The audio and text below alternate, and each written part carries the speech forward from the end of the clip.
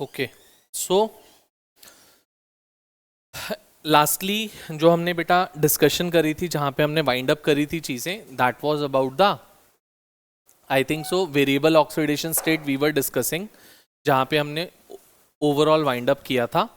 फिर से एक बार ब्रीफ कर रहा हूं जो मैंने लास्टली बात करी थी, that is variable oxidation states की बात करी थी। हमने देखा था दैट डी ब्लॉक एलिमेंट्स जो भी होते हैं, दे show a variety of oxidation state.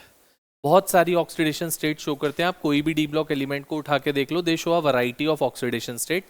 That variation और variety in the oxidation states being shown by the d block elements, उसी को आप नाम देते थे वेरिएबल ऑक्सीडेशन स्टेट्स का, या वेरिएबल वैलेंसीज का नाम भी देते थे उसी को, सेम चीज को। अब ऐसा क्यों होता था बेटा?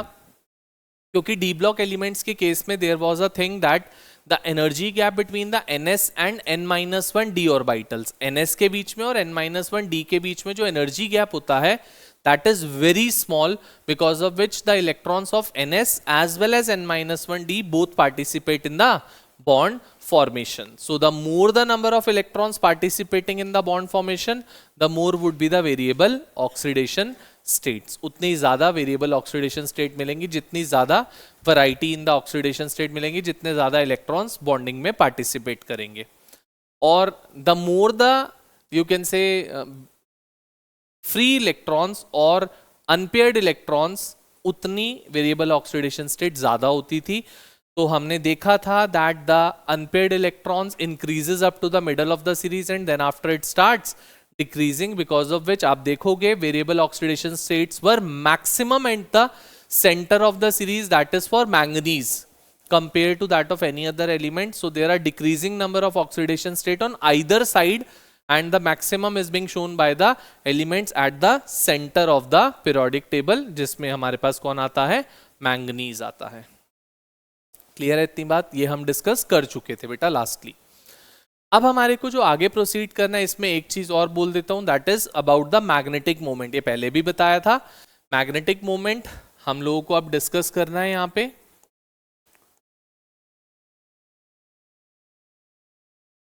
मैग्नेटिक मोमेंट किस लिए निकालते थे आप? Magnetic moment was being found out because to find out कि मेरा जो एलिमेंट है वो कितना मैग्नेटिक इन नेचर है, या कोई कंपाउंड है, is it paramagnetic in nature और डायामैग्नेटिक इन नेचर, उसका मैग्नेटिक करेक्टर क्या है, वो बताने का काम कौन करता है?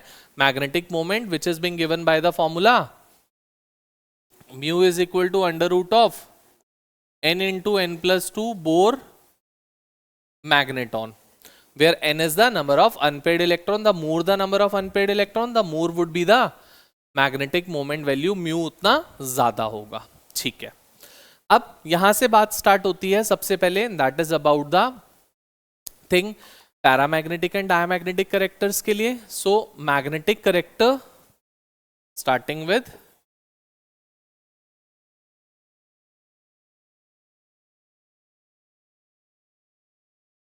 इन D block elements,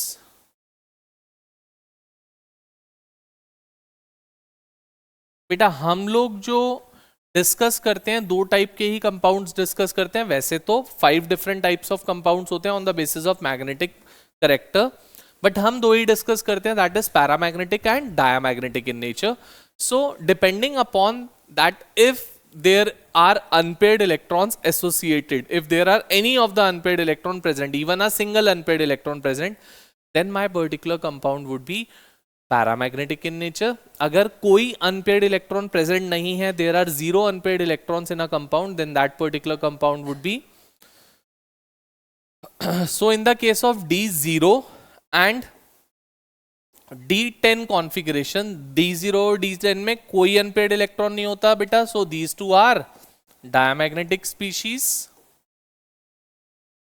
on the other hand अगर हम बात करते हैं from D1 to D9, D1 से D9 में बेटा at least 1 unpaired electron would surely be there, और अगर एक भी अनपेयर्ड इलेक्ट्रॉन है किसी भी कंपाउंड में, तो that particular compound would be paramagnetic in nature. So that would be paramagnetic in nature. Got it? ठीक है, आपसे कोई भी कॉम्प्लेक्स दे सकते हैं, कोई पर्टिकुलर कॉम्प्लेक्स बोलेंगे कि that this particular complex is diamagnetic in nature, other is paramagnetic in nature, comment और एक्सप्लेन। तो वो आप किस बेसिस पे बता पाओगे? By finding out the configuration of the central metal atom. उस सेंट्रल मेटल एटम की कॉन्फिगरेशन निकालो, चेक करो that is it having with any unpaired electron or not. If not then it would be diamagnetic in nature, if yes then it would be paramagnetic in nature. Clear? चलते हैं आगे। जैसे example की बात ही कर लेता हूं, ये लो SCH2O whole 6 3+ and TiH2O whole 6 3+। Let's say दो कंपाउंड्स हैं, बोलते हैं that scandium H2O whole 6 3+ is diamagnetic in nature, whereas titanium H2O whole 6 3+ is paramagnetic in nature. Comment और एक्सप्लेन। सो सबसे पहले आप चेक करो यहाँ पे कॉन्फ़िगरेशन। यहाँ पे क्या है बेटा? मेरे को दिख रहा है स्कैंडियम 3+। क्यों? क्योंकि वाटर इज न्यूट्रल, तो जो भी कॉम्प्लेक्स पे चार्ज होगा वो किसका चार्ज होगा? That is of the central metal atom. Similarly यहाँ पे it would B titanium 3+, so the configuration of scandium 3+ would be argon 3d0 4s0, और यहां पे क्या हो जाएगा बेटा? Argon 3d1। तो आप यहां देख सकते हो एक अनपेयर्ड इलेक्ट्रॉन प्रेजेंट है इसमें, so this would be paramagnetic in nature.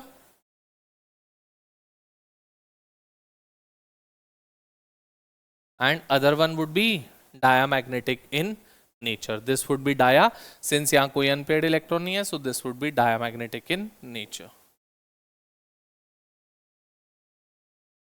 बोलो बेटा, समझ गए बात? पैराडाया पे कोई भी क्वेश्चन आएगा कर सकते हैं आराम से, आपसे डिफरेंट कॉन्फ़िगरेशन के लिए पूछ सकते हैं that which out of all are diamagnetic in nature, which are para. आपको डायरेक्टली कॉन्फ़िगरेशन लिखनी है, चेक करना है is it having with any unpaired electron or not. If yes then it is para, if not then it is dia. चलिए आगे, ठीक है आगे बढ़ते हैं। Next is the colour exhibited bye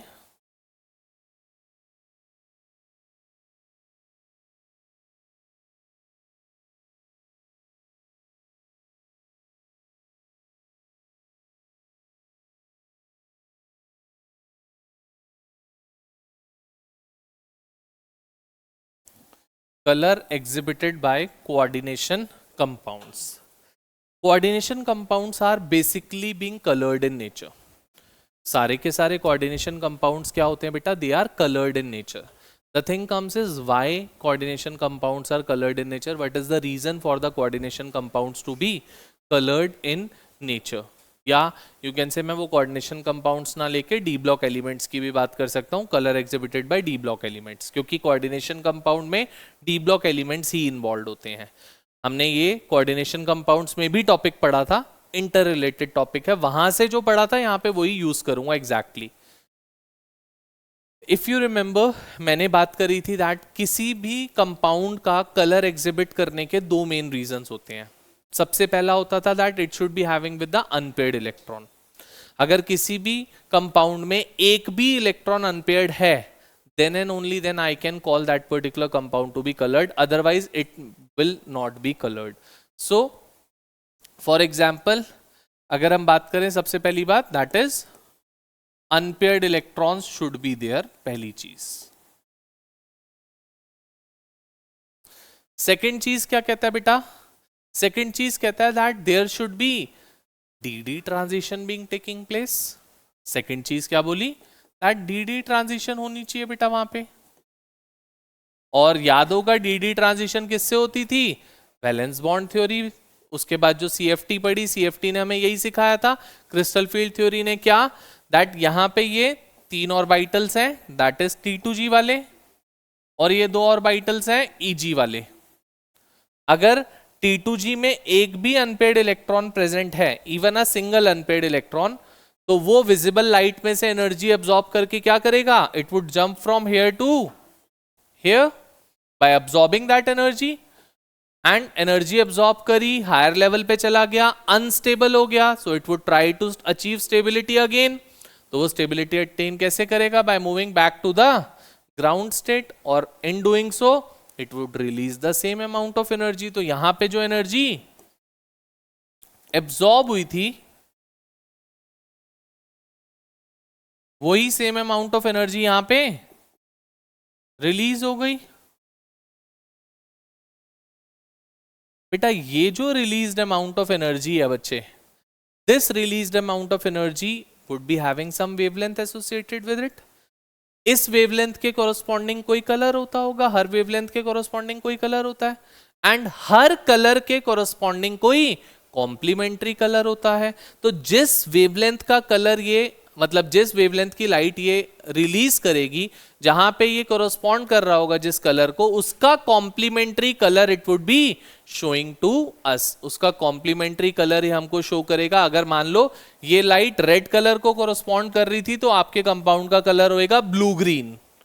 अगर ये ब्लू ग्रीन को कर रही थी तो आपके कंपाउंड का कलर होएगा red. Every colour has its complementary colour. तो जिस कलर की लाइट एब्जॉर्ब होगी उसके कॉम्प्लीमेंट्री कलर आपको वो शो करेगा कोऑर्डिनेशन कंपाउंड्स में। वहां पे मैंने एक टेबल भी शो कर रखी थी, जिस टेबल में कलर एंड उसका कॉम्प्लीमेंट्री कलर गिवन है।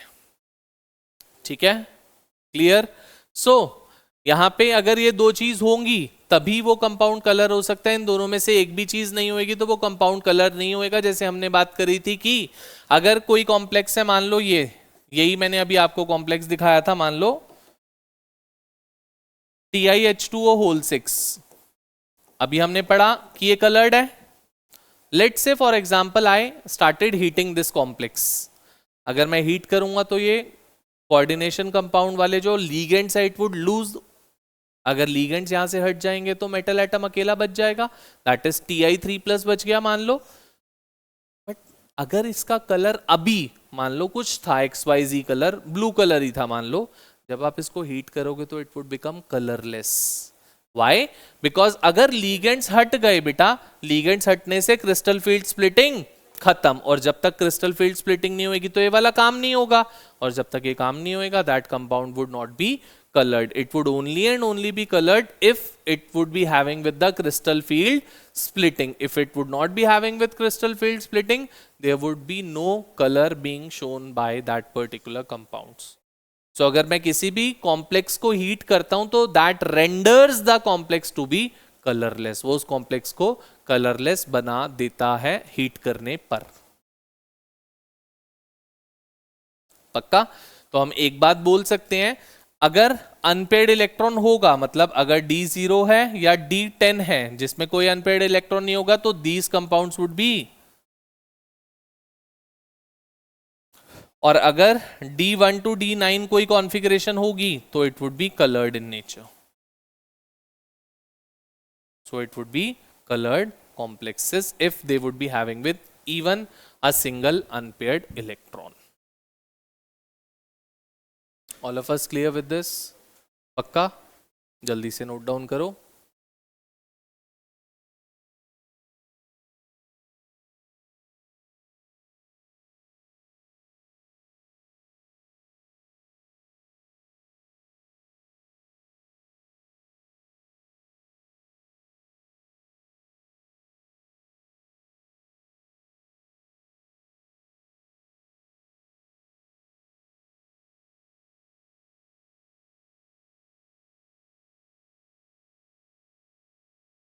चलें आगे। ठीक है, नेक्स्ट चीज आती है बेटा, a particular type of compounds given the name of the interstitial compounds. So going for the next thing, that is interstitial compounds.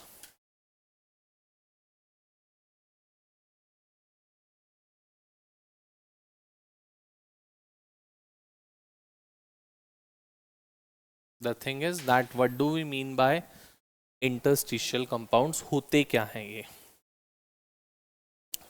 बोलता है the compounds that are being formed by the d block elements. D block elements के compounds होते हैं, मान लो ये पूरा एक crystal है, डी ब्लॉक एलिमेंट का ये पूरा एक क्रिस्टल है, मान लो यहाँ पे कोई भी एलिमेंट है,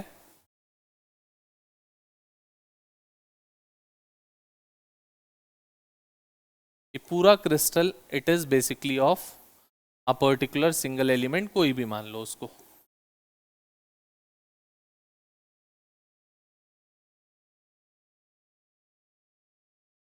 ऐसा कोई क्रिस्टल है, let's say it's of scandium, पूरे क्रिस्टल में स्कैंडियम है, it's a crystal of a d block element, any d block element. बोलता है अगर किसी भी डी ब्लॉक एलिमेंट के क्रिस्टल में द वेकेंट स्पेसेस, जो भी इसमें वॉइड्स होंगे, वेकेंट स्पेसेस होंगे, दीज, ये वॉइड है, ये वॉइड है, ये वॉइड है, this is void, these are the empty spaces, vacant spaces. So in empty spaces, in vacant spaces में बोलता है अगर आपके पास नॉन मेटल एटम आके इन पोजीशंस को ऑक्यूपाई कर लेता है, मतलब यहाँ पे क्या आ जाए, इन पोजीशंस पे आ जाए नाइट्रोजन, कार्बन, फ्लोरीन, ऑक्सीजन, कोई भी नॉन मेटल एटम आके इन पोजीशंस को ऑक्यूपाई कर लेता है, then that particular type of compounds being formed by the non-metal atom being incorporated in the voids of the D block elements, we call it to be the interstitial compound. कोई भी d block element का crystal हो, कोई भी non metal आके उसके voids को occupy कर ले, that particular compound being formed we call it to be the interstitial compounds. Clear?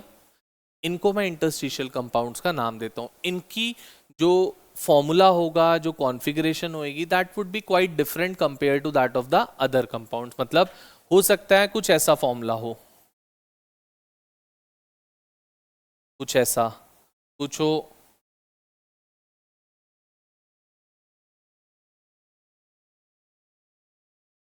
कुछ ऐसा, क्योंकि जो नॉन मेटल एटम आके अटैच हो रहा है बेटा, उसका सेम प्रपोर्शन होना जरूरी नहीं है, वो तो वॉइड्स में आके अटैच हो रहा है, हो सकता है 1 मोल आके अटैच हो रहा हो सकता है हाफ मोल आके उसमें फिट हो रहा हो, तो कुछ भी आके फिट हो सकता है। तो जो स्टोइशियोमेट्री है, वो स्टोइशियोमेट्री ऐसा नहीं है 1:1 की होगी या 2:1 की होगी या 1:3 की होगी, there can be fractional stoichiometry as well. So these type of compound, when a non-metal atom comes and fits into the crystal lattice of the D block element, then we call it to be the interstitial compounds. इनको हम interstitial compounds का नाम देते हैं। अब इनकी कुछ characteristics होती हैं, आपसे पूछ लेते हैं that what are the characteristics of interstitial compounds। सबसे major characteristic होती है बेटा, they have very high melting point, higher than that of the normal D block metals। मतलब अगर डी ब्लॉक एलिमेंट का मेल्टिंग पॉइंट मान लो, कुछ भी मान लो 100 डिग्री सेल्सियस है, तो इन कंपाउंड्स का क्या होगा, 200 होएगा, 250 होएगा, 300 होएगा। It would be higher than that of the normal metal, d block element से हायर होएगा इनका, first thing. Second, they are very hard in nature. First characteristic मैंने बोली that the melting point of them is very high, higher than that of the normal metals. Second मैंने बोला that they are very hard in nature, बहुत ज्यादा हार्ड होते हैं, and even some of them approaches diamond in the hardness. Some of the borides, मतलब अगर इन crystal lattice के बीच में बोरोन आके फिट हो जाए, boron is also a non metal, वो आके फिट हो जाता है, तो that borides approach the hardness of a diamond as well, इतने हार्ड हो जाते हैं compounds. Thirdly, they are chemically inert, ये इनर्ट हो जाते हैं, they don't react with any of them, any other compound, ये इनर्ट हो जाते हैं, they don't react. And fourthly होता है that they maintain electrical conductivity, मतलब अगर हम इसकी बात करें कि ये कंडक्टर्स होंगे या नहीं होंगे, they would be showing the electrical conductivity, they would be conducting the electricity through them, but they would be chemically inert. तो 4 of the characteristics I have given you of these compounds। सबसे पहली properties बोल रहा हूँ, first that they have high melting point, higher than that of the normal metals। second, they have very they are very hard in nature, some borides even approach hardness comparable to diamond as well। third, they are chemically inert, and fourth, that they show metallic conductivity, yeah, they reflect, show metallic conductivity। Conductors की तरह behave करते हैं, जैसे normal metals conductors की तरह behave करते हैं। Got it? चलें आगे। ठीक है, नेक्स्ट बात आती है बेटा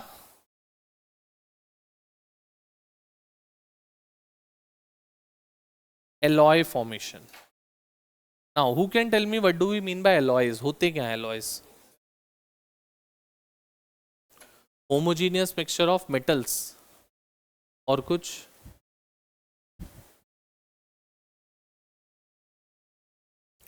blend of two or more metals and a non-metal or two or more metals is given the name of an alloy. Mercury के alloy को हम नाम देते हैं amalgams. कोई भी मर्करी का alloy, मर्करी किसी के साथ भी कनेक्ट हो, उस सारे के सारे alloys को हम नाम देते हैं amalgam का। ठीक है, so any of the alloy is basically a blend of two or more metals or a non metal. अब ब्लेंड क्यों कह रहा हूं बेटा, कभी भी एलॉय में ये नहीं हो सकता बेटा कि आपने एलॉय बनाया एंड एक आपको एलिमेंट अलग दिख रहा है, दूसरा एलिमेंट अलग दिख रहा है, कभी भी ऐसा नहीं होएगा। फॉर एग्जाम्पल मैं गोल्ड की बात करता हूं, gold is also a d block element. मैं गोल्ड की अगर बात करता हूं बच्चा, तो गोल्ड आपको 24 कैरेट गोल्ड की ज्वेलरीज नहीं मिलती हैं, it is either 22 carat gold or 18 carat gold. But क्या कभी हम उस गोल्ड रिंग में या फॉर एग्जांपल चेन में या एनी पर्टिकुलर ऑर्नामेंट में क्या हम सेग्रीगेट कर पाते हैं कि यहां पे गोल्ड है, फिर सिल्वर आ गया, फिर गोल्ड आ गया, फिर सिल्वर आ गया? बिकॉज वो जो बनता है कैसे बनता है, मेल्ट करने पे ब्लेंड किया जाता है, तब जाके वो कंपाउंड बनता है। दैट्स व्हाई मैंने क्या बोला, it's the blend of two or more metals or a metal and a non metal, we call it to be the alloy. अब एलॉय के लिए एक चीज बहुत स्पेसिफिक होती है, दैट एलॉयज जो भी एलिमेंट्स बना रहे हैं, हर एलिमेंट एक दूसरे के साथ एलॉय नहीं बना सकता, क्रिस्टल क्लियर बात है। जो एलिमेंट्स एलॉय बना रहे हैं they should be having the radii within 15% of one another. मतलब अगर एक का रेडियाई मान लो 100 पिकोमीटर है, ये मान लो स्कैंडियम था, इसका रेडियाई 100 पिकोमीटर है, तो मेरे बच्चा जो इसके साथ आके एलॉय बनाएगा उसका size it should be in between the range of, उसके बिना वो एलॉय नहीं बना पाएगा। First and foremost criteria for any element to form the alloy, the radii should be within 15% of one another. Sir ऐसा क्यों है? अब जो नेक्स्ट एलिमेंट आके इसके साथ ज्वाइन होएगा, यार वो कैसे ज्वाइन होएगा, ये यहां से हटेगा, इसकी जगह दूसरा आके फिट होएगा, ये यहां से हटेगा, इसकी जगह दूसरा आके फिट होएगा। फिट तो तभी हो पाएगा ना जब साइज कंपेरेबल होगा। अगर साइज में ही बहुत ज्यादा वेरिएशन होंगी तो क्या एलॉय मिल पाएगा आपको? तब तो क्या होगा, अनइवन सरफेस हो जाएगी, एक जगह आपका फ्लैट होएगा, फिर एक जगह बम्प आ गया, फिर फ्लैट, फिर bump. Can not be possible. So अगर आपको एलॉय फॉर्म करना है then the metals should be having their radii within 15% of one another. Am I clear? बोलो, पक्का? चल सकते हैं आगे? कोई डाउट इसमें किसी को भी? पक्की बात? ठीक है। So alloys are being done, और एलॉयज जो होते हैं बेटा majorly the alloys are being formed by the d block element. कोई भी आप मेजर एलॉय उठा के देख लो, it would be a bronze और ब्रास और एलॉय ऑफ आयरन और एन एलॉय ऑफ मर्करी और एन एलॉय ऑफ सिल्वर और एन एलॉय ऑफ कॉपर और एन एलॉय ऑफ गोल्ड। इन सब के एलॉयज मिलते हैं, that is of the d block elements majorly. वैसे तो एल्यूमिनियम का भी मिलता है, it's not a d block element. जो एयरक्राफ्ट बॉडी बनती हैं वो सारी की सारी किससे बनती हैं? An alloy of aluminium, that is duralumin होता है, that duralumin is an alloy of aluminium. तो others can also form, but major the alloys are being formed by the d block elements. एक बात आपने शायद कभी नोटिस करी हो, आपने पूरी ऑर्गेनिक केमिस्ट्री पढ़ ली, आपने ऑर्गेनिक केमिस्ट्री में एक चीज नोटिस करी होगी, जो भी आप कैटलिस्ट यूज करते थे, all the catalyst you can search it out, याद करो कोई सा भी catalyst, it would be a d block element. सबसे कॉमन एग्जांपल दे देता हूं, H2PD PT निकल। PD PT निकल क्या थे? कैटलिस्ट थे। And palladium, platinum, nickel, all three are the d block elements. All three are the D block elements. So D block elements have the property that they can behave as a catalyst, they can show the properties of a catalyst, reason बहुत clear है, दो major reasons आपने पढ़े हैं। देखो मैं क्या बोलता था बच्चे को, कोई भी कभी डी ब्लॉक का एलिमेंट का क्वेश्चन आता है and if we are not able to think over to it कि क्या होगा आंसर क्या नहीं होएगा, तो मैक्सिमम जगह पे, मैक्सिमम हर जगह आपका कॉन्सेप्ट फिट होता है अनपेड इलेक्ट्रॉन का। एवरीवेयर आप कहीं पर भी उठा के देख लेना, that up to the middle of the series unpaired electron increase हो रहे हैं, फिर उसके बाद डिक्रीज होना स्टार्ट हो रहा है, मैक्सिमम कॉन्सेप्ट में चल जाती है चीजें। यहां पे भी ऐसा ही काम होता है। वेरिएबल ऑक्सीडेशन स्टेट शो कर पाते हैं डी ब्लॉक एलिमेंट, जिसकी वजह से they can act as a catalyst. Second and foremost बात, that they provide their surface area for the reaction to take place. ये मेटल सरफेसेस होती है और मेटल अपना सरफेस एरिया देता है कि रिएक्टेंट्स आओ मेरी सरफेस पे, रिएक्शन करो, प्रोडक्ट बनाओ और प्रोडक्ट बना के चले जाओ, खत्म करो चीज। डी ब्लॉक एलिमेंट ऐसा कर पाता है और कैटलिस्ट का काम ही ये होता है। थर्डली, डी ब्लॉक एलिमेंट्स में हमने देखा that the energy gap between the ns and n-1 d orbital is very small, because of which the electrons of both of them participates in the bond formation, और जितने ज्यादा electrons bond formation में participate करेंगे उतनी ज्यादा variable oxidation state होंगी, उतना ज्यादा इफेक्टिव वो कैटलिस्ट की तरह काम कर पाएगा। Am I clear? पक्का? अच्छे से? ठीक है। So these were the small small topics जो हमें डिस्कस करने थे। अब एक मेजर हमारा टॉपिक आता है इस चैप्टर का, डी ब्लॉक का ही पार्ट है, that is the standard reduction electrode potential values. ये क्या होता है?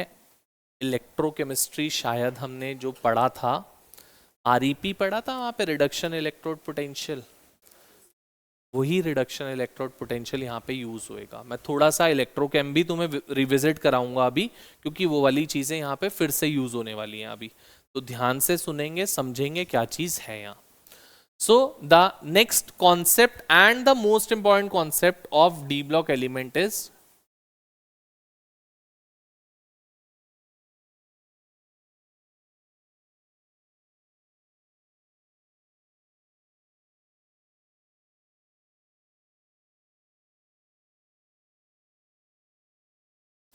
स्टैंडर्ड रिडक्शन इलेक्ट्रोड पोटेंशियल का कॉन्सेप्ट हम यूज करने जा रहे हैं अब अपने डी ब्लॉक एलिमेंट्स के साथ। पहले थोड़ा सा रिविजिट करा देता हूं चीजें। अगर हमारे को याद हो इलेक्ट्रोड पोटेंशियल, जो हम ईपी पढ़ते थे, इलेक्ट्रोड पोटेंशियल, ईपी हमारा दो टाइप का होता था बेटा इलेक्ट्रोड पोटेंशियल। क्या क्या होते थे ईपी? एक होता था ऑक्सीडेशन इलेक्ट्रोड पोटेंशियल और सेकंड होता था रिडक्शन इलेक्ट्रोड पोटेंशियल, REP। और हमने बोला था by default we take electrode potential to be REP only, यही सीखा था। कोई मुझे बताएगा REP वैल्यूज होती क्या है? ये REP या REP नॉट वैल्यूज, नॉट किस लिए होता है? स्टैंडर्ड के लिए होता है, जनरली हम REP बोलते हैं। होती किस लिए है? क्या बताती है REP वैल्यूज हमारे को? Tendency of an atom to either lose electron or to gain electron. REP की वैल्यू हाई या REP की वैल्यू लो हमारे को यही चीज सिखाती थी कि किस एलिमेंट के पास टेंडेंसी है कि वो इलेक्ट्रॉन लूज कर सकता है और किसके पास टेंडेंसी है कि वो इलेक्ट्रॉन गेन कर सकता है। That is being given to us by the concept of REP naught values. याद करते हैं थोड़ा सा, हमने पढ़ा था दैट REP नॉट वैल्यूज जितनी भी नेगेटिव्स में हाई होंगी, क्या पढ़ा था? REP नॉट वैल्यूज जितनी भी नेगेटिव्स में हाई होंगी उतना हम उसको पहली बात एनोड की तरह ट्रीट करेंगे, और एनोड पे ऑक्सीडेशन होती है, रिडक्शन ऑक्सीडेशन। तो मतलब क्या हम कह सकते हैं जिस भी एलिमेंट की REP नॉट वैल्यू हाई होएगी नेगेटिव्स में, it would be undergoing oxidation for itself and it would be acting as a good reducing agent.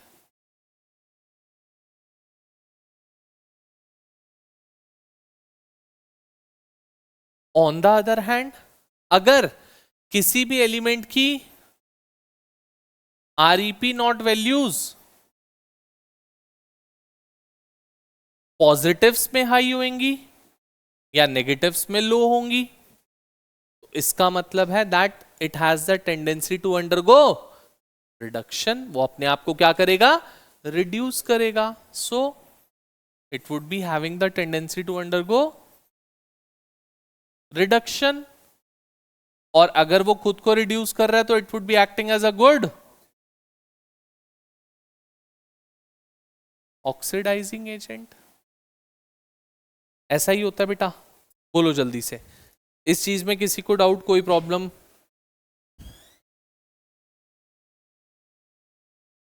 हाँ जी, कोई डाउट्स हैं किसी को या चले आगे?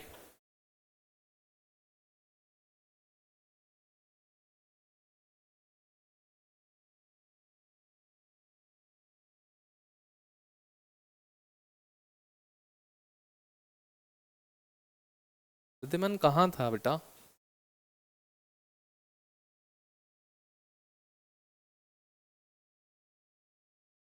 इतना जाम था कि 5:15 बजे निकलने के बाद भी.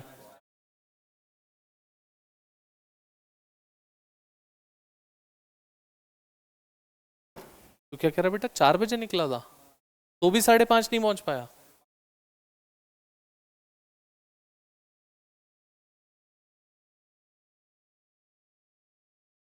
इतनी बात क्लियर हो गई दैट की REP naught values decides the thing that की कौन सा एलिमेंट ऑक्सीडाइजिंग एजेंट की तरह एक्ट करेगा, कौन सा एलिमेंट रिड्यूसिंग एजेंट की तरह एक्ट करेगा. तो अगर आरईपी नॉट वैल्यूज नेगेटिव्स में हाई है, इसका मतलब it would be undergoing oxidation for itself and acting as a reducing agent.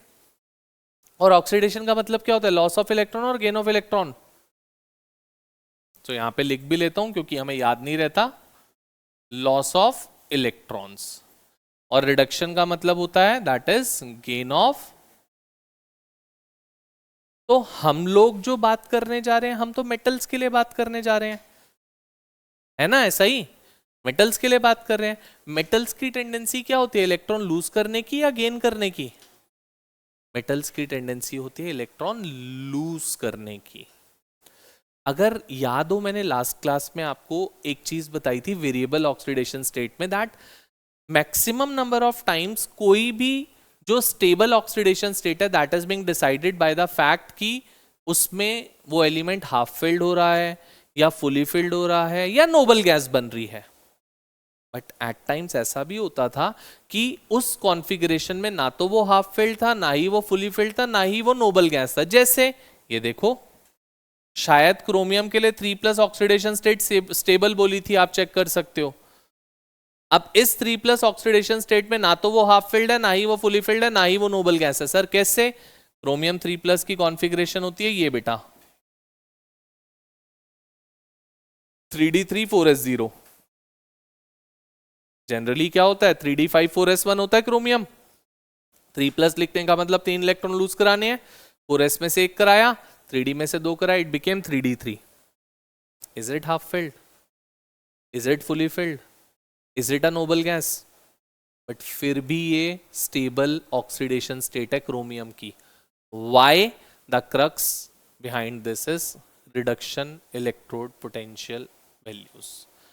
कोई भी एलिमेंट किस ऑक्सीडेशन स्टेट में स्टेबल होने वाला है, उसका एक और एकमात्र रीजन है this.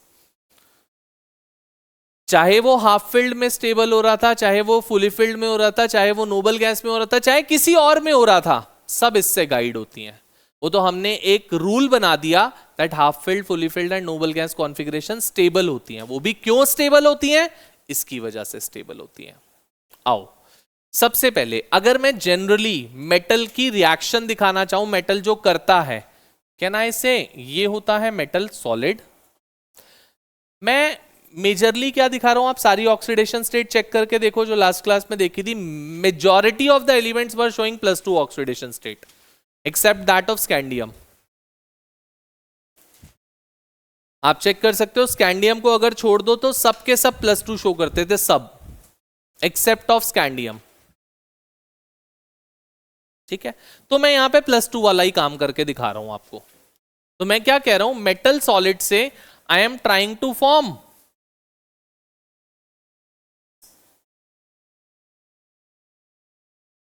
this thing. Metal solid, we are forming metal 2 plus aqueous with the loss of 2 electrons, and let's say the enthalpy of this particular reaction, let it be delta H.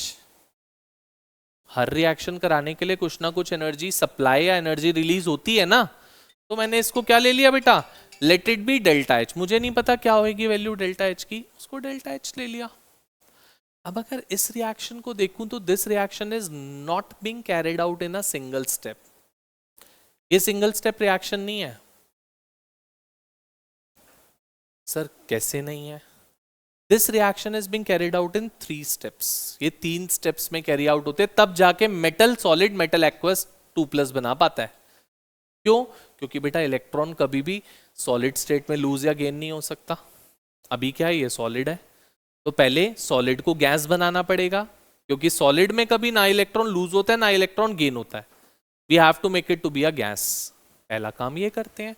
So the steps involve for this would be metal solid would be giving us metal gas for this, and in that the energy that is being supplied is कौन सी? sublimation enthalpy delta sub H. Sub H is sublimation enthalpy. Metal gas now would lose 2 electron to form metal 2 plus gas with loss of 2 electrons. For that, I would be supplying it with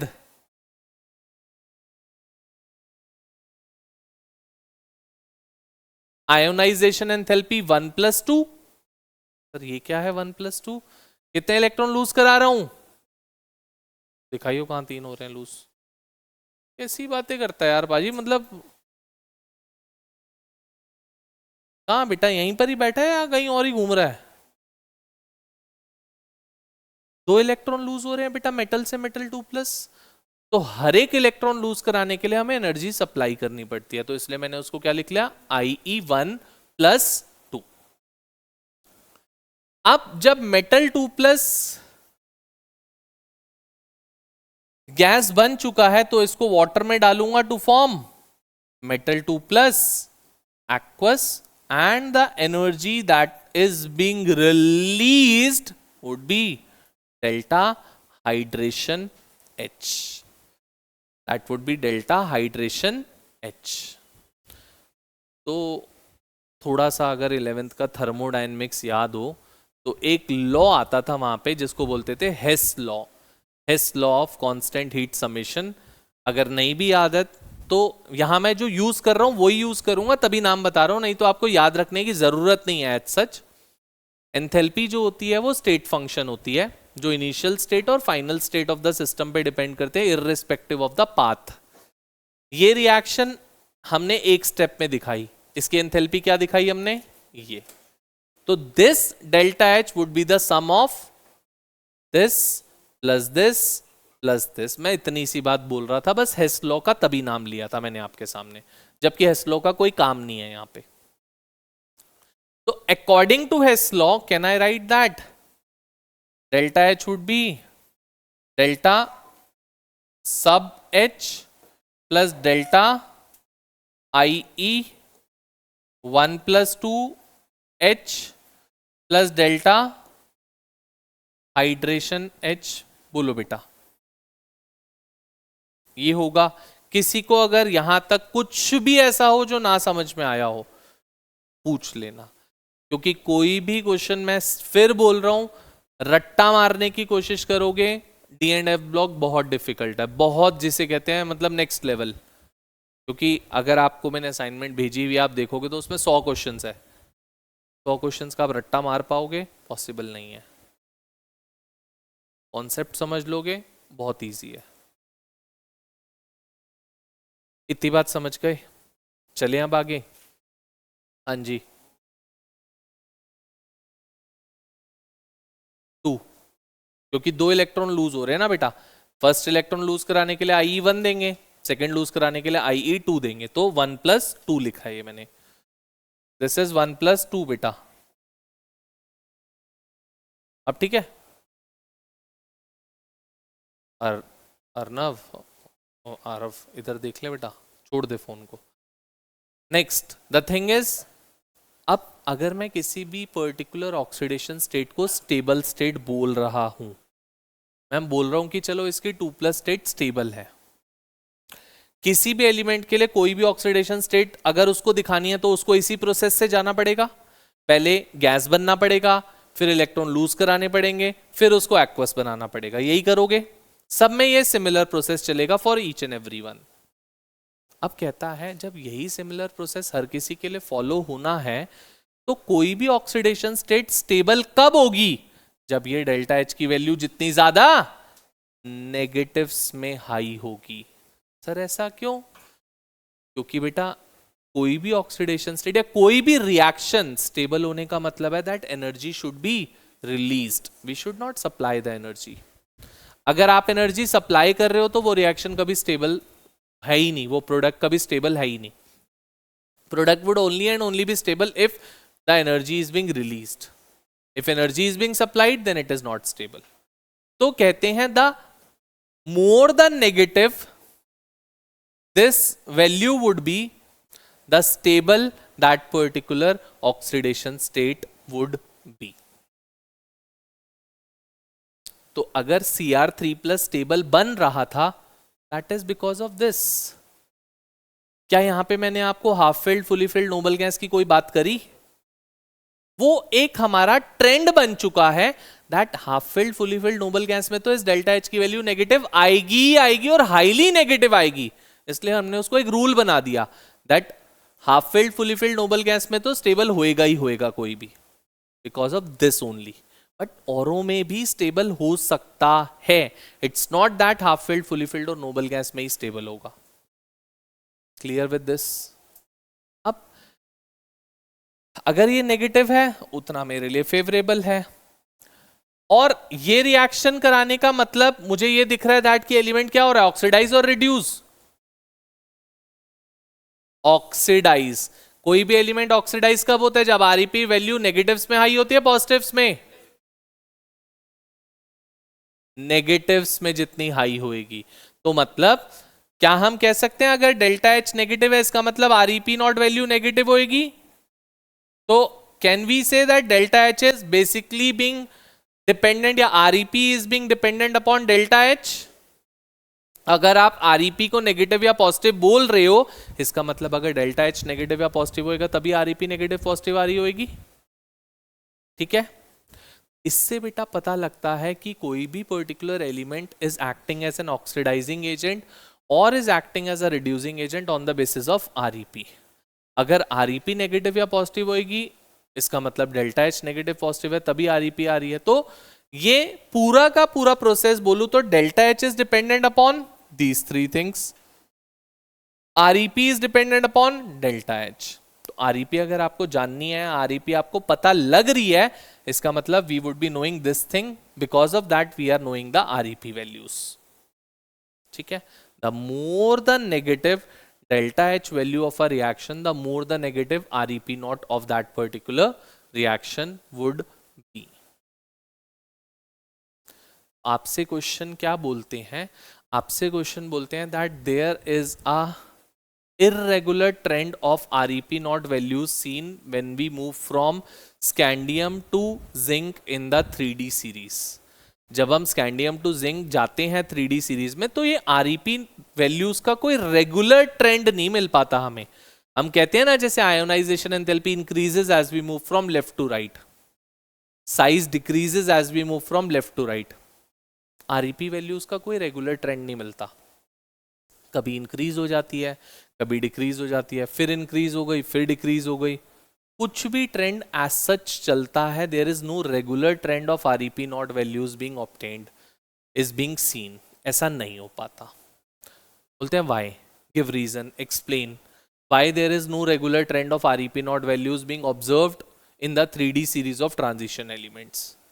तो बेटा ऐसा इसलिए होता है क्योंकि आरईपी not value ऐसा नहीं है अपने ऊपर डिपेंडेंट है, अपने आप वैल्यू दे देगा। आरईपी नॉट वैल्यू किस पे डिपेंड है? डेल्टा एच पे। डेल्टा एच किस पे डिपेंड है? Sublimation enthalpy, ionisation enthalpy 1 and 2 and hydration enthalpy. तो sublimation, ionization 1 and 2 and hydration are having with the irregular trends. जब इनके irregular trends आएंगे तो eventually delta H का irregular trend आएगा, और अगर delta H का irregular trend आएगा तो eventually REP naught values का irregular trend आएगा. That's why we say that there are irregular trends of REP naught values as we move from scandium to zinc in the 3D series. We do not get a regular trend of it. We cannot see that REP naught values is constantly increasing or is constantly decreasing. There is an irregular trend of REP naught values being observed. बोलते हैं why? That is because of the irregular trends of these three things. समझ गए अच्छे से? पक्का?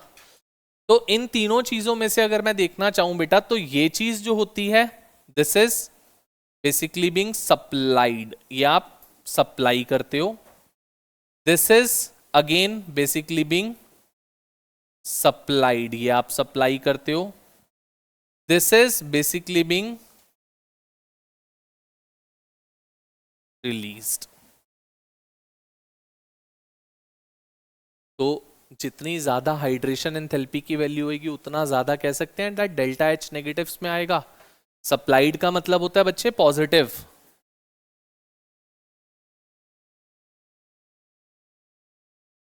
और हमारे लिए फेवरेबल क्या है? नेगेटिव. जितना ज्यादा नेगेटिव उतना मेरे लिए फेवरेबल.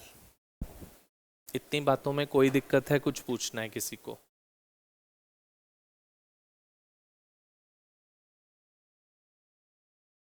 चलें आगे.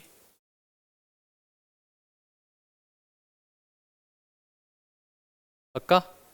ठीक है. So on these basis only, अब आपसे क्या क्वेश्चन एक और बोल देता है, बोलता है दैट दो क्रोमियम, पहली चीज बोलता है that there is a decreasing, लिखो एक question, there is a decreasing tendency, there is a decreasing tendency to form divalent cation. There is a decreasing tendency to form divalent cation as we move from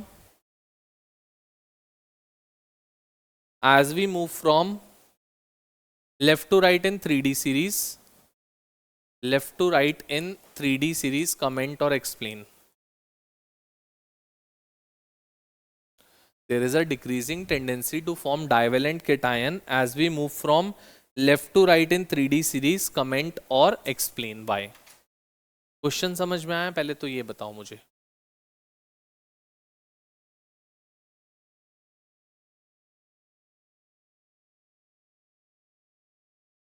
यार इतना basic चीज है. Divalent मतलब +2 वाली valency वाला ion. Cation clearly बोल रहा है मतलब प्लस वाली वैलेंसी होगी. डाइवेलेंट मतलब 2+ चार्ज. तो बोल रहे हैं +2 चार्ज वाले आयन बनाने की टेंडेंसी लेफ्ट टू राइट जाते हुए डिक्रीज होती जाती है. मतलब ये रिएक्शन शो कर पाने की टेंडेंसी आगे वाले एलिमेंट्स के पास अच्छी होती है, पीछे जाते जाते क्या हो जाता है? डिक्रीज हो जाती है. जिंक तक जाते जाते it decreases. Why? This is the question. Can I know क्यों? सोचो. हम बोल रहे हैं स्कैंडियम को छोड़ दो क्योंकि स्कैंडियम 2+ नहीं शो करता, हम उसकी बात नहीं करेंगे. We would start from titanium क्योंकि स्कैंडियम के पास एक ही ऑक्सीडेशन स्टेट होती है +3 की बस. वाई? टाइटेनियम कर पाता है, वेनेडियम कर लेता है, क्रोमियम कर लेता है, मैंगनीज कर लेता है. जिंक तक आते आते इट बिकम्स डिफिकल्ट. ये नहीं कह रहा कर नहीं पाता, जिंक के लिए भी +2 स्टेट ही स्टेबल स्टेट है, बट हम कह रहे हैं it becomes difficult as we move towards zinc.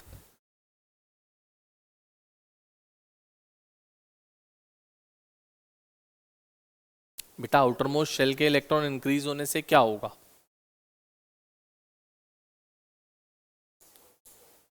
क्या होगा? उससे इंक्रीज हो रहे हैं, उससे क्या होगा?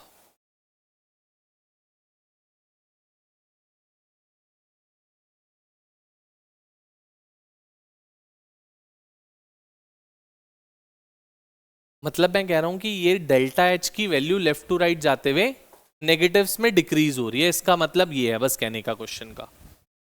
ऐसा इसलिए हो रहा है बेटा क्योंकि लेफ्ट टू राइट जाते हुए ये बढ़ता जाता है बेटा। Ionisation enthalpy increases as we move from left to right.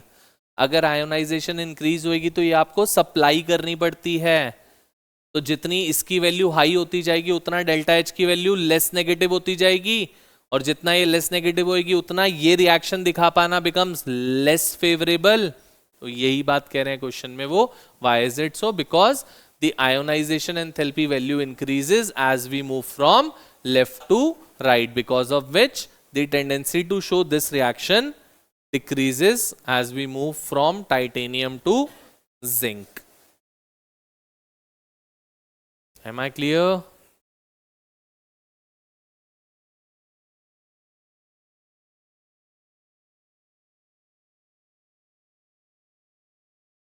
चल सकते हैं आगे। Increases as we move from left to right, due to which the tendency to show this reaction decreases. इस रिएक्शन के शो करने की टेंडेंसी डिक्रीज होती जाती है बिकॉज ऑफ दैट। हाँ बेटा,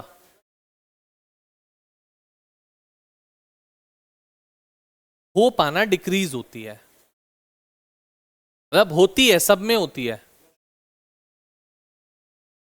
बेटा। मैंने स्टेबल की तो बात ही नहीं करी, मैंने बोला शो करते हैं, चेक कर सब शो कर रहे होंगे। +2 स्टेबल नहीं बोली मैंने ऐसी कुछ। स्टेबल तो +2 स्पेसिफिक के लिए है, जैसे मैंगनीज के लिए +2 स्टेबल है, जैसे निकल के लिए स्टेबल थी, तो सबके लिए +2 स्टेबल नहीं है, बट सब 2 शो कर पाते हैं एक्सेप्ट ऑफ स्कैंडियम, ये मैं बोल रहा था। स्कैंडियम क्योंकि +3 शो करता है और कोई नहीं शो करता। ठीक है? हाँ बेटा, क्या बताऊं बोल। इसी की वजह से तो ये क्वेश्चन, मतलब इसी की वजह से तो नहीं हो पा रहा, बस यही लिखना है। Ionisation enthalpy increases from left to right, because of which, जो आंसर क्वेश्चन आपको बोल रखा है वो है, because of which it is not viable for this reaction to take place, यही आंसर। आगे चलते हैं। इसमें बोलता है दैट कि अगर आप चेक करो क्रोमियम, मैंने नोट्स में दिया आपको, क्रोमियम की आरईपी नॉट वैल्यू बेटा नेगेटिव्स में हाई होती है, -0.74 होता है क्रोमियम। आपको जो आरईपी नॉट वैल्यूज मिलती है ना, वो कुछ ऐसी मिलती है बेटा, ये देखो कुछ ऐसी, ई नॉट ऑफ आरईपी नॉट या ई नॉट आरईपी नॉट और ई not value of Cr3+Cr। Cr3+Cr का मतलब क्या है? क्रोमियम 3+ से क्रोमियम में आने की, रिड्यूस हो रहा है ना 3+ से 3 क्रोमियम में आना, उसकी वैल्यू जो होती है it is somewhere around to be -0.74 volt. ये बोलते हैं दो क्रोमियम की वैल्यू 3D सीरीज में बहुत ज्यादा नेगेटिव्स में हाई होती है, but then also we say that chromium is less reactive in nature. Why? Chromium have a higher negative REP not value, but then also we say that chromium is less reactive in nature. Why? Why do we say this, that chromium is less reactive in nature? What is the reason behind that? हाँ जी, how can we say that chromium is less reactive in nature? दो हम बोल रहे हैं कि जितनी negatives में ज्यादा वैल्यू होगी उतना ज्यादा रिएक्टिव, उतना ज्यादा ये रिएक्शन शो कर पाना उसके लिए वाइबल है। तो how can we say that chromium is less reactive in nature though it is having a higher negative value?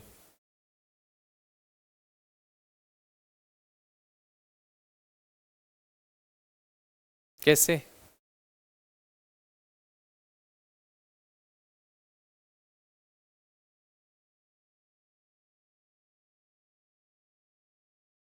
बेटा this is because of the reason, हमने पीछे वाली चीजें तुम भूल जाते हो ना। 11th तो बिल्कुल तुम्हारी माशाल्लाह है, वैसे भी वो तो कहाँ है किसी को पता भी नहीं है। हमने कभी ऐसा पढ़ा है दैट, अच्छा 10th में भी पढ़ा था ये तो, शायद कभी ऐसा पढ़ा है that rusting is beneficial for us also in some cases. 10th में ऐसा पढ़ा था कहीं पर? In some cases rusting is beneficial as well. Rusting का कोई एडवांटेज ऐसे पूछ लेते थे, give an advantage of rusting of any particular element. सुना है कभी ऐसा? या मतलब मैं कुछ से कुछ क्वेश्चन बोल रहा हूँ और तुम्हारे फॉर एग्जाम्पल, अच्छा जो एयरक्राफ्ट बॉडी होती है सारी ड्यूरेलुमिन, जो जिससे एयरक्राफ्ट बॉडी बनती है, कभी पता है क्यों हम एल्यूमिनियम को चूज करते हैं एज अ एयरक्राफ्ट बॉडी? क्यों? लाइट होता है, हार्ड होता है, टफ होता है, समझ गया। और एक बात होती है, आप किसी नॉर्मल मेटल को एटमॉस्फेयर में रख दो, आयरन को रख दो एटमॉस्फेयर में, 4 दिन बाद आप देखोगे उस पर रस्ट आना स्टार्ट हो जाएगी। बट एल्यूमिनियम में ऐसा नहीं होता, because aluminium have the tendency to form a protective oxide film on its surface of Al2O3। कभी सुना था ऐसा? यहाँ पे क्रोमियम में भी यही होता है, chromium forms a protective oxide film of Cr2O3 which is a passive oxide film. वो ऑक्साइड फिल्म क्रोमियम को किसी और के साथ रिएक्ट नहीं करने देती, that's why chromium is less reactive in nature. Though it is having a negative Rp naught value, then also we say that it is less reactive in nature because of that protective passive oxide film of chromium being formed on its surface of Cr2O3. बात समझ गए? This is again an advantage of corrosion. Corrosion is not beneficial, short, but sometimes it is beneficial as well in the case of aluminium. Aluminium utensils उतनी जल्दी corrode नहीं होते, copper corrode हो जाता है, आयरन कोरोड हो जाता है, सिल्वर कोरोड हो जाता है, बट एल्यूमिनियम कोरोड नहीं होता, क्योंकि एल्यूमिनियम के पास टेंडेंसी होती है to form a protective oxide film on its surface Al2O3 की। ठीक है, इसी रीजन की वजह से आप कभी भी देखना जो बहुत highly corrosive you can say acids होते हैं, like nitric acid HNO3, it is being transported in aluminium containers, क्योंकि वो एल्यूमिनियम को कोरोड नहीं कर पाता, एल्यूमिनियम को डिग्रेड नहीं कर पाता, बट और किसी मेटल को वो कोरोड कर देगा, because aluminium have the tendency to form a layer of Al2O3. Similarly, chromium have the tendency to form a layer of Cr2O3 on its surface. बोलो बेटा, किसी को डाउट हो, कुछ क्लियर ना हुआ हो, प्लीज आस्क, यहां तक जितनी हमने अभी तक बात करी। चले आगे। इसी में एक और बात आती है अब हम लोगों के पास, that chromium out of all the 3D series elements, E naught of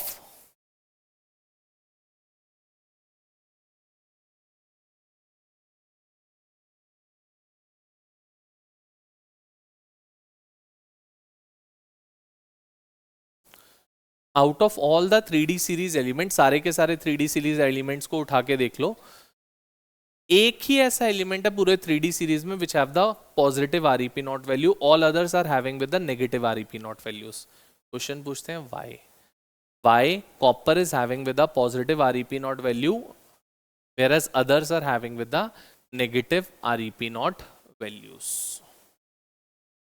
question समझ गए क्या बोल रहे हैं? क्यों?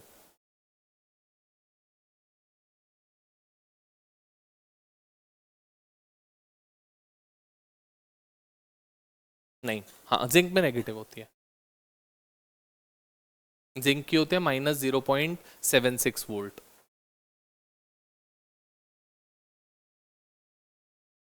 Why is it so?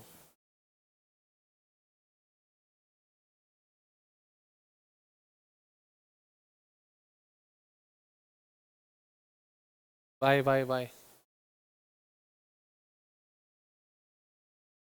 Ionisation energy ज्यादा होती है, किस में ज्यादा होती है? कॉपर में आयोनाइजेशन एनर्जी कहां से आ गई? कॉपर में कैसे आयोनाइजेशन एनर्जी हो जाएगी? आयोनाइजेशन एनर्जी होती क्या है? हाँ, तो वो तो आपको सप्लाई करनी पड़ती है ना।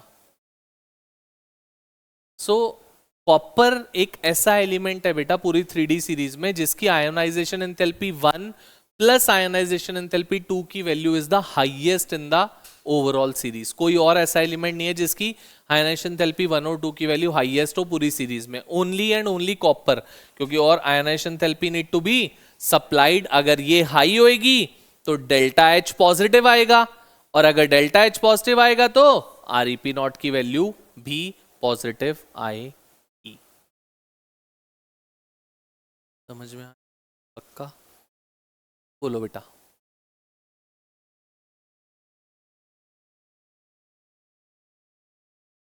बेटा ये 3 एंथैल्पीज अकाउंट करती हैं किसी की भी आरईपी नॉट वैल्यू की पॉजिटिव या नेगेटिव वैल्यू के लिए। जो आपका कॉपर होता है वो जिंक से जस्ट पहले होता है बस। पूरी सीरीज में अगर आप चेक करो आयोनाइजेशन एंथैल्पी हमने पढ़ा था लेफ्ट टू राइट जाते हुए बढ़ती है। तो कॉपर एक ऐसा एलिमेंट है जिसकी आयोनाइजेशन एंथैल्पी 1 और 2 की वैल्यू पूरी सीरीज में हाईएस्ट होती है, सबसे हाईएस्ट। अगर वो वैल्यू हाई है मतलब ये चीज हाई है, और ये चीज क्या करनी है हमको, सप्लाई।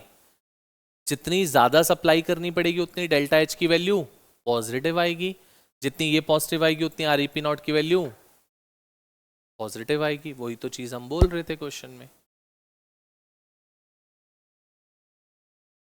जिंक किससे ज्यादा बिल्कुल होनी चाहिए, जिंक की कंपेरेबल होती है, बट जिंक के लिए ये जो हाइड्रेशन एंथैल्पी है वो भी उसको कंपनसेट कर देती है, ये रिलीज हो रही होती है, क्योंकि because of that particular reason it is the case.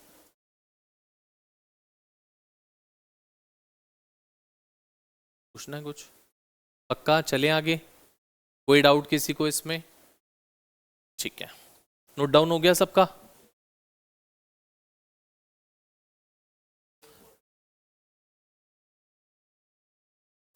है नहीं इसमें, बता दूंगा वैसे, बट वैसे इस हमारे पास एनसीईआरटी में नहीं है, वो सीबीएसई का पार्ट नहीं है। ठीक है, तो इसी में बेटा अब हम लोगों के पास कॉन्सेप्ट मैंने पूरा बता दिया आपको जो भी था। अब इससे रिलेटेड कुछ क्वेश्चंस की अगर मैं बात करना चाहूँ आपसे, तो क्वेश्चंस में आपसे क्या बोलता है, that of the D4 species, अगर मैं D4 स्पीशीज की बात करूं, बोलता है दैट Cr2+ इज गुड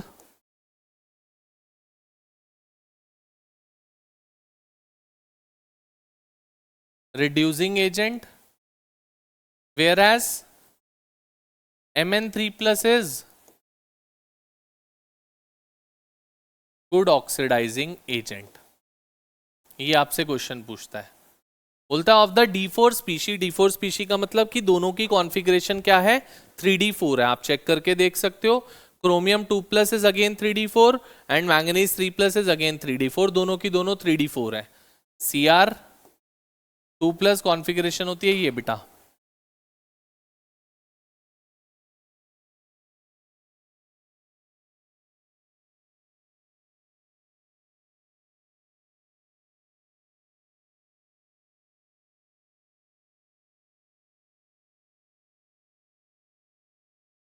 बोले दोनों की कॉन्फ़िगरेशन सेम है, but out of the two one is acting as a strong oxidising agent and the other one is acting as a strong reducing agent. Why? Give reason.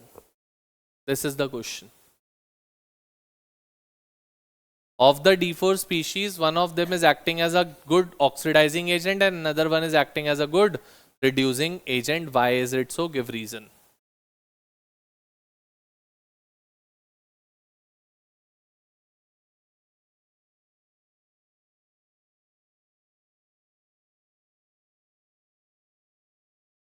क्यों ionisation enthalpy ज्यादा क्यों हुई किसी Cr2+ को, जबकि इसमें से तो 2 इलेक्ट्रॉन निकालने, उसमें से तो 3 निकाल रहे हो आप Mn3+ में से। तो क्या बेटा? बेटा इसमें ऑक्साइड लेयर की तो कहीं पर कोई डिस्कशन ही नहीं है। ऑक्साइड लेयर से तो अनरिएक्टिव हो जाता है।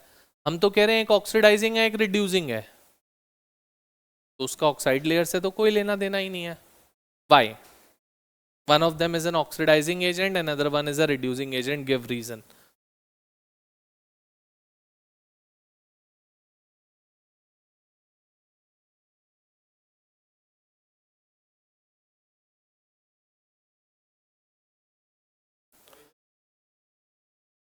बेटा निकालने तो वही पड़ रहे हैं, यहाँ से भी आप यहाँ से 2 इलेक्ट्रॉन रिमूव कर रहे हो, वहां से 3 रिमूव कर रहे हो। वहां से तो उल्टा डिफिकल्ट हो रहा है रिमूव करना। वो कहीं पर भी मेरा ये नहीं बता पा रहा कि कौन अच्छा ऑक्सीडाइजिंग है कौन अच्छा रिड्यूसिंग है, वो कहीं नहीं बता पा रहा ये चीज। बिल्कुल कह रहा है यहाँ से 3 निकालने हैं, बिल्कुल ठीक बात है, एनर्जी ज्यादा चाहिए होगी। यहाँ से 2 निकालने हैं, एनर्जी कम चाहिए होगी। But how is it proving that one of them is a good oxidising agent, another one is a good reducing agent? That is the main thing. हाँ जी,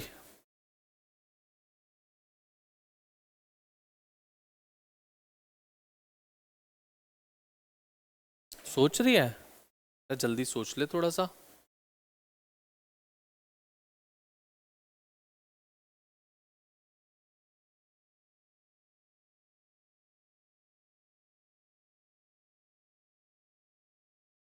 कोई भी एक्सेप्शन नहीं है, बेसिक चीज है बेटा। आरईपी वैल्यू हमारे पास है ही नहीं बच्चे, यही क्वेश्चन है। क्वेश्चन यही कहता है that of the D4 species Cr2+ is good reducing agent whereas Mn3+ is good oxidising agent. Comment और explain, that is the question. कोई और चीज गिवन ही नहीं होती क्वेश्चन में, आपके नोट्स का ही क्वेश्चन है ये। हाँ तो यार ठीक है, यहाँ से यहाँ आयोनाइजेशन एंथैल्पी ज्यादा लग गई, यहाँ कम लग गई। वो ये कहां से अकाउंट कर पा रहा है इस चीज को? बिल्कुल ठीक बात है, मैं तो मना ही नहीं कर रहा वो, बट ये कहां से अकाउंट हो रहा है उससे, ये दोनों चीजें।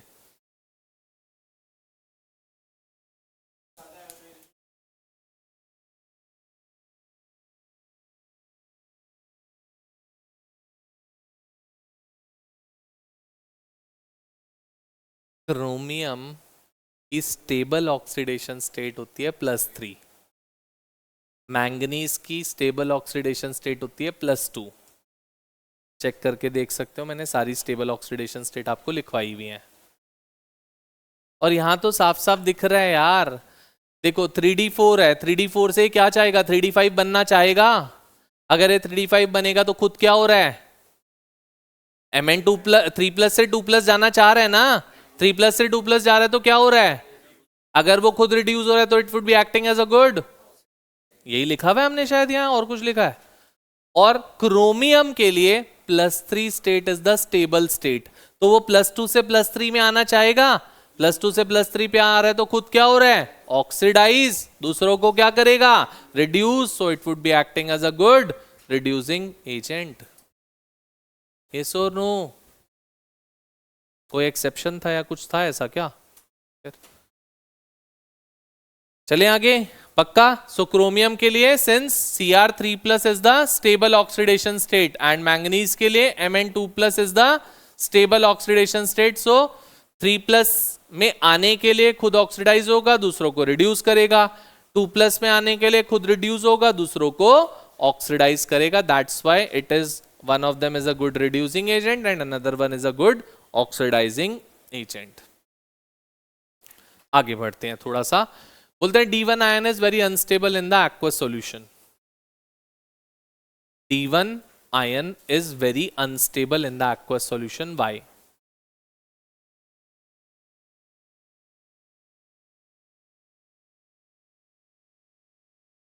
यार ये तो क्वेश्चन में कुछ है ही नहीं। D1 ion is very much unstable in the aqueous solution. Why? ये D1 ion, या D1 क्योंकि D में एक इलेक्ट्रॉन है, वो उस एक इलेक्ट्रॉन को लूज करके नोबल गैस कॉन्फ़िगरेशन बनना चाहेगा ना, अभी बहुत ज्यादा अनस्टेबल है। It would try to lose that one single electron to become a noble gas configuration, that is D0। That's why it is very much unstable, because it tries to achieve the more stable configuration of noble gas configuration.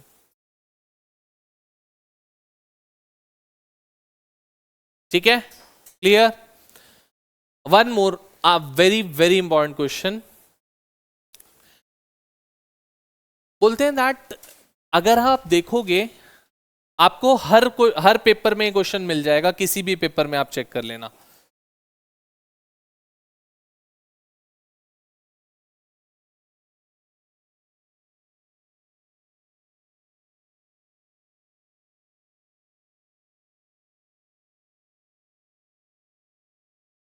मैंने 2 configurations लिखी हैं यहाँ पे, एक लिखी है Cr2+ की, एक लिखी है Cr+ की। दोनों में से स्टेबल कौन है? ऑफ कोर्स सी बात है, क्योंकि 3D10 है, फुली फिल्ड कॉन्फ़िगरेशन है। बट आप कोई सा भी क्रोमियम का कंपाउंड, कॉपर का कंपाउंड उठा के देख लो, आपको सारे कंपाउंड Cu2+ में मिलेंगे। बोलता है that Cu2+ is more stable than Cu+ in aqueous solution, though Cu2+ oxidation state is more stable.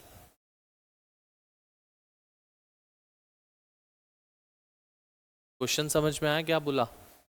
मैंने बोला बेटा कि Cu+ की ऑक्सीडेशन स्टेट ज्यादा स्टेबल है, आप क्लियरली देख रहे हो, क्योंकि Cu+ में क्या है बेटा, 3D10 फुली फिल्ड, ये ना तो फुली फिल्ड है ना हाफ फिल्ड है, तो मतलब Cu2+ should be less stable.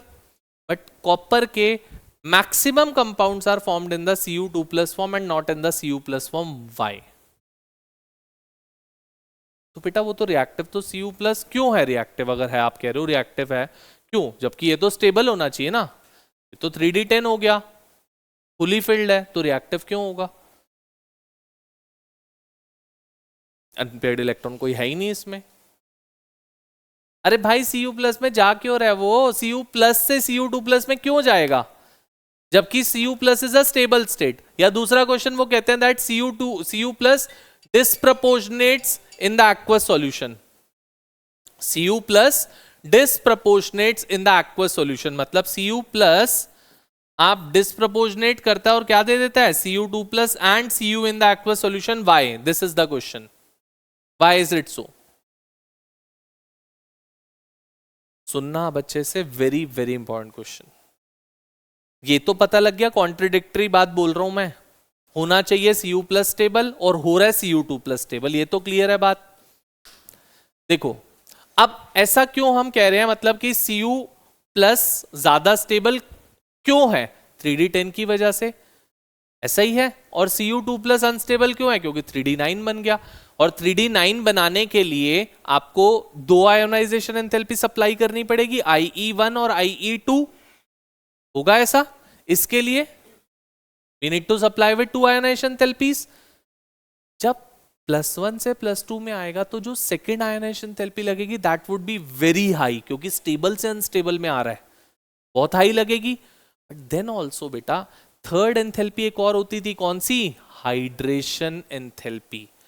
The hydration enthalpy being released in the Cu2+ compounds is tremendously high that it easily compensates for the second ionization enthalpy from Cu+ to Cu2+। जो extra energy लग रही थी Cu+ से Cu2+ में आने के लिए ionisation enthalpy, उसको इजीली कंपनसेट कर दिया किसने? हाइड्रेशन एंथैल्पी ने, जो ज्यादा रिलीज होती है पूरी 3D सीरीज में, सबसे ज्यादा होती है किसकी? Cu2+ की, दैट इज -2121 किलोजूल पर मोल। मैक्सिमम किसी और एलिमेंट की इतनी नहीं होती, इसकी और मेरे ख्याल से निकल दोनों की सेम होती है, दिस इज द मैक्सिमम।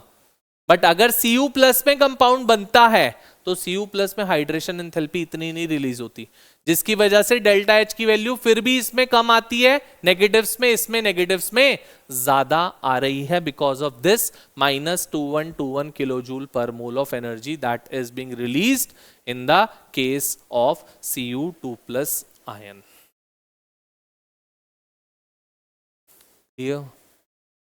अच्छे से हाँ बेटा,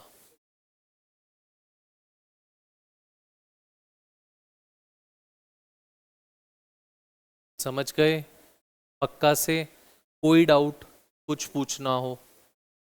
नहीं, ये क्वेश्चन एज इट इज आपको नोट्स में मिल जाएगा, आंसर भी वहां पे मिल जाएगा, but concept I need to tell you that की कॉन्सेप्ट क्या है, that's why I discuss this. अगर कोई डाउट नहीं है किसी को तो वी कैन प्रोसीड, अगर कुछ पूछना है तो जल्दी से पूछो इसमें। बोल बेटा, है कुछ पक्का? किसी को भी नोट डाउन कर लिया? सो एक क्वेश्चन तुम्हारे पास नोट्स में तुम्हें मिलेगा, टैबुलेटेड फॉर्म में एक क्वेश्चन है, आई थिंक सो 33 या 34 क्वेश्चन है नोट्स का, एक टेबल बनी दी हुई है, उसका क्वेश्चन है। आंसर भी गिवन है उस क्वेश्चन का, इट्स नॉट दैट आंसर नहीं गिवन, आंसर भी गिवन है वहां पे. Try to see the question, क्या कह रहे हैं वहां पे, try to interpret the concept that we have discuss. Purely concept question है, प्योरली कि ऑक्सीडाइज कब होता है, रिड्यूस कब होता है, कौन अच्छा ऑक्सीडाइजिंग एजेंट होएगा, कौन अच्छा रिड्यूसिंग एजेंट होएगा, on the basis of REP values. Answer भी वहां पे गिवन है, रीड करके समझ में शॉर्ट आ जाएगा तुमको, ऐसा नहीं है कि नहीं आएगा. That is one of the very very very very important questions, one of the most important questions of REP naught concept. पूरे इस कॉन्सेप्ट का सबसे इंपॉर्टेंट क्वेश्चन ये रहा, एक ये और एक वो टेबुलेटेड फॉर्म वाला क्वेश्चन. हर टीचर का लाइकलीस्ट क्वेश्चन होते हैं दोनों. Every teacher tries to give these two questions in your exams. और एक ये ऑफ द D4 स्पीशीज वाला. कुछ भी कॉन्सेप्ट अगर नहीं क्लियर हुआ हो पूछो अभी, क्योंकि with this I am done with the d block elements. Almost हमारा डी ब्लॉक एलिमेंट का कॉन्सेप्चुअल पार्ट सब खत्म हो गया. अब एक चीज हमारी डी ब्लॉक में रह गई है, that is the chemical reactions. दो चीज की हमें केमिकल रिएक्शंस पढ़नी है, एक डाइक्रोमेट आयन की और एक परमैंगनेट आयन की. वो हम करेंगे, वो at the last of the chapter करूंगा, जब एफ ब्लॉक भी खत्म हो जाएगा. रिएक्शन पार्ट लास्ट में करूंगा. अभी पहले कॉन्सेप्ट सीखेंगे, बाद में लास्ट में रिएक्शंस कराऊंगा. अभी नहीं कराऊंगा वो रिएक्शंस, क्योंकि वो रट्टा मारने वाली रिएक्शंस है, तो अभी मैं नहीं चाह रहा वो आपको कुछ भी बताऊं. और लास्ट में एट द एंड अगर कॉन्सेप्ट में कुछ पूछना है पूछो, कुछ भी, जितना भी कॉन्सेप्ट आज आपने पढ़ा. This is one of the most important concept, that is REP का कॉन्सेप्ट. इसको क्रैम्प नहीं कर सकते, मगअप नहीं कर सकते. फिर बोल रहा हूं, समझ में आएगा तो ही कर पाओगे, नहीं आएगा नहीं कर पाओगे.